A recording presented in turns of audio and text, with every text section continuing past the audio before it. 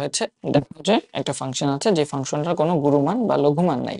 তার মানে এই ফাংশনের উপর এই যে গ্রাফটা আছে, এই যে গ্রাফটা আছে, এই গ্রাফের উপর তুমি যদি এই গ্রাফের কোনো অংশে কোনো বিন্দু, এমন কোনো বিন্দু সম্ভব না যে বিন্দুতে তুমি যদি স্পর্শক আঁকো সেই স্পর্শকটা এক্স অক্ষের সমান্তরাল হবে, এরকম কোনো বিন্দু পাওয়াই সম্ভব না।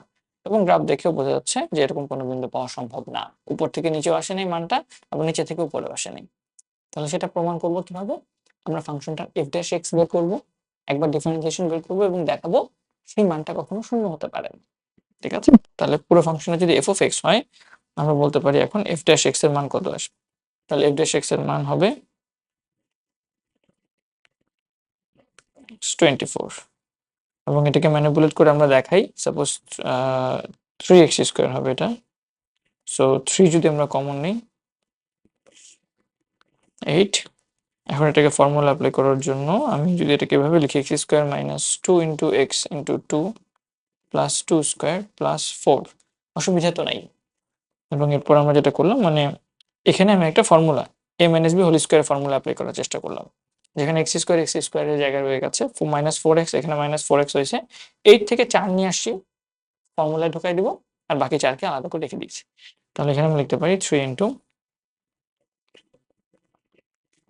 4। এবং এটা কি কখনো শূন্য হতে পারে?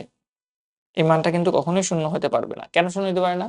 সাপোজ তুমি এটাকে 0 ধরলা, 0 ধরলে 3 তো নিচে গিয়ে 0ই হয়ে যাবে, আর এই -4 গিয়ে পাশে গিয়ে -4 হয়ে যাবে না? তাহলে কি হবে? x - 2 whole square equal to কি -4 হবে না?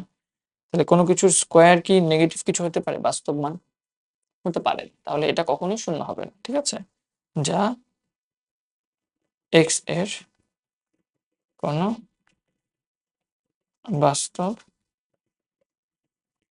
মানের জন্য শূন্য হতে পারে না। ঠিক আছে, সুতরাং এফ অফ এক্স এর কোনো লঘুমান বা গুরুমান নেই। এই তো, তাহলে আমরা কিন্তু শো করে ফেলছি। হ্যাঁ।